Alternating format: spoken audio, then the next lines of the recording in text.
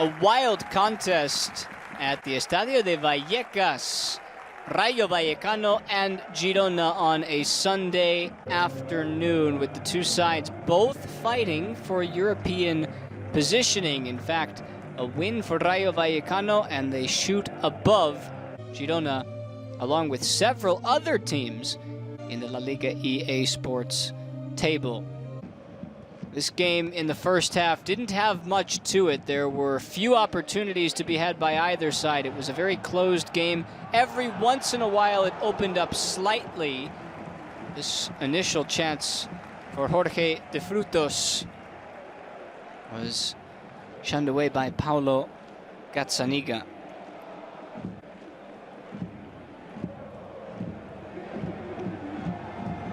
Gazzaniga would be a big story in this game, and there was an immediate restart too after a foul where Arnaut Danjuma thought he had scored for Girona, but the replay would show us that Danjuma was offside in the build-up. Arnaut Martinez had a chance as well.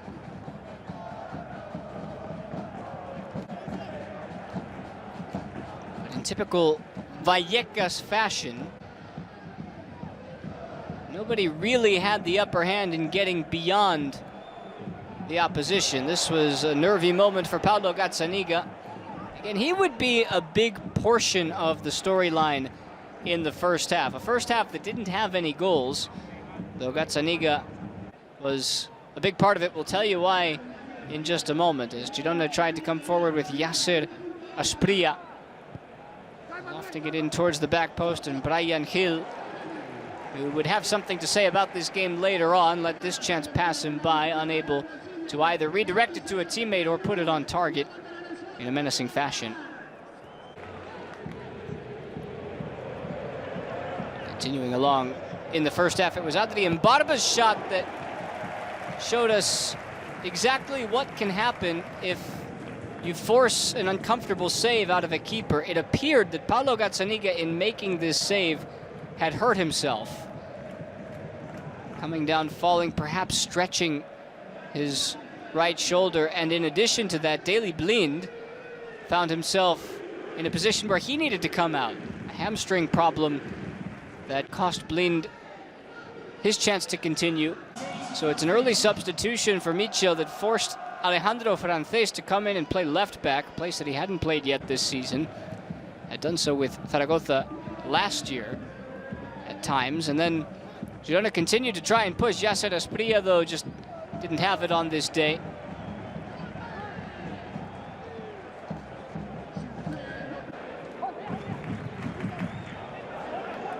Next chance on the other end came for Rayo, and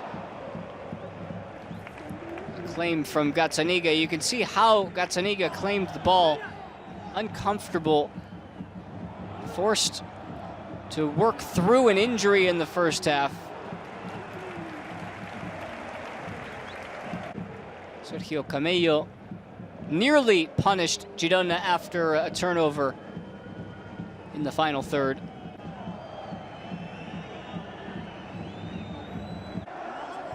There was another moment for Rayo before halftime that made us think. Unai Lopez chipping it over the top, and watch how Gazzaniga claims this ball. He grabs it and immediately doubles over in pain. He had been in pain for the better part of 10 minutes by that time. He was just trying to see it out to halftime, but reaching up to grab this ball, you could see that it really caused him problems. So he too was going to have to come out. The only thing was Michel didn't want to waste that substitution window, so he toughed it out until the second half began. First half came to an end. Gazzaniga comes off the pitch, and at the start of the second half, it's Paul Lopez who comes on in his place. And it was Girona looking for a spark to try and get them going early on. And they came out the better side at the start of the second half. Arnaut Danjuma causing problems starting in that number 9 position. Ivan Martin's shot blocked by Mumin. Rayo defended very well throughout this game with one exception. They did everything they could to keep Girona out of the net. This was a real chance for Martin, but there were more chances to come later on.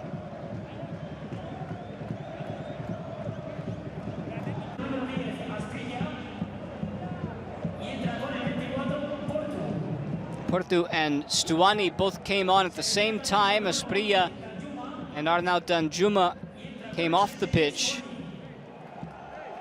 So the old guard was back in. And once they came into the game, problems were created immediately. Rayo made 2 changes of their own, Oscar Valentin and Alvaro Garcia.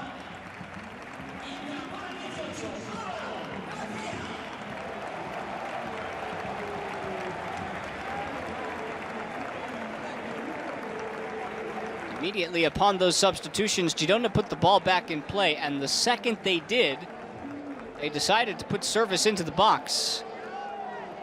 That turned out to be the play for them.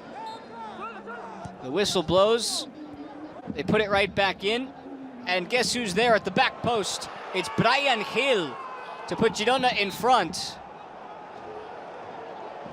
No problems for Brian, who scores his 3rd goal of the season in LaLiga.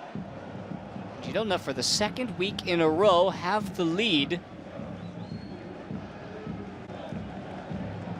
in a game which could have gone either way, really, throughout the first hour of the contest. Poor defending from Rayo, and Brian just shoveling it home. Augusto Batalla unable to keep that one out of the net, and they were churning for a second one too, but then Rayo started to respond. As soon as Girona had that first goal, Rayo needed to turn up the temperature, and that they were able to do. We see Palazón with this effort, forcing a save out of Lopez, who hadn't had much to do yet to that point.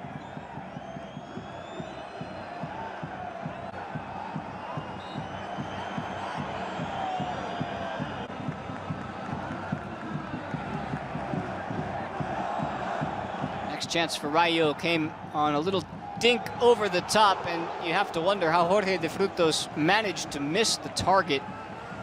With a chance like this, he pops it over the net. Wonderful feed from Valentin. This one too allowed to bounce in the box, and de Frutos just got underneath it. Had he kept this down, he had a bunch of the frame to aim at. And what was thought to be a foul in the build-up instead wasn't. Brian had a second chance, looking to grab his brace.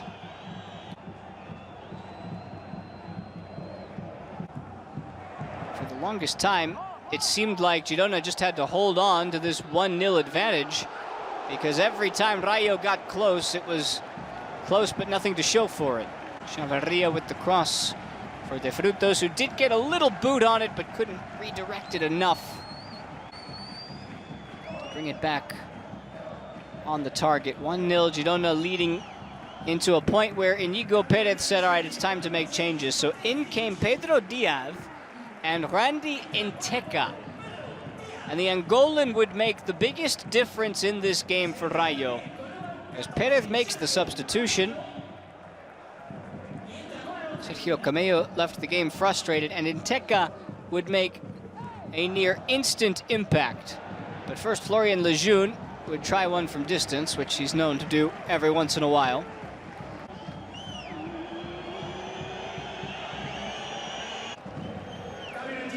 Girona would make their final change. Danny van de Beek, after a hard shift, would come off and be replaced by Viktor Sigankov.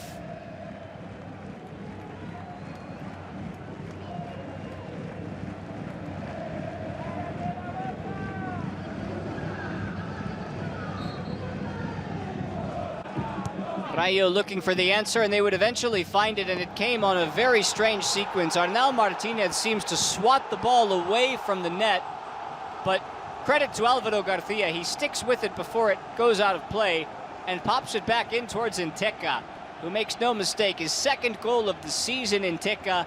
He levels the game at a goal apiece. This is the 79th minute. You can see that little swat by Arnal. It doesn't matter in the end, because Inteca eventually puts it home.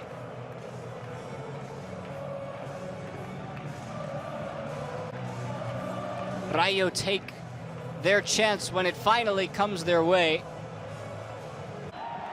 And then just a few minutes later, Enteca would have a chance to take the lead, and this one he pushes just wide. A little shove, somewhat innocuous by Yangel Herrera, but Enteca unable to finish.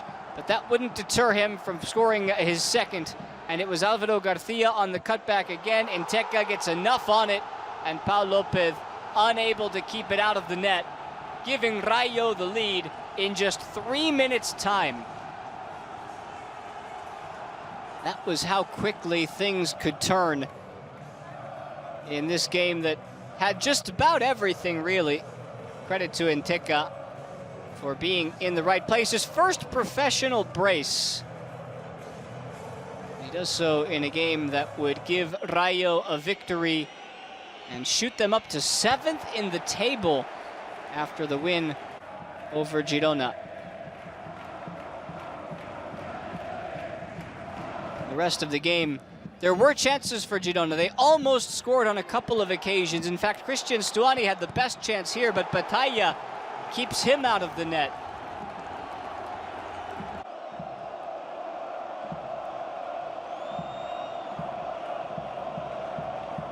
Stuani, the goal scoring leader for Girona, unable to do it here. And then there was one more chance. David Lopez with that header, forcing another save out of Batalla. At the end of the game, these were the small differences that allowed Rayo to take their victory. Inigo Perez gets a win against Mitchell's former club. It ends at Vallecas. Rayo 2, Girona 1.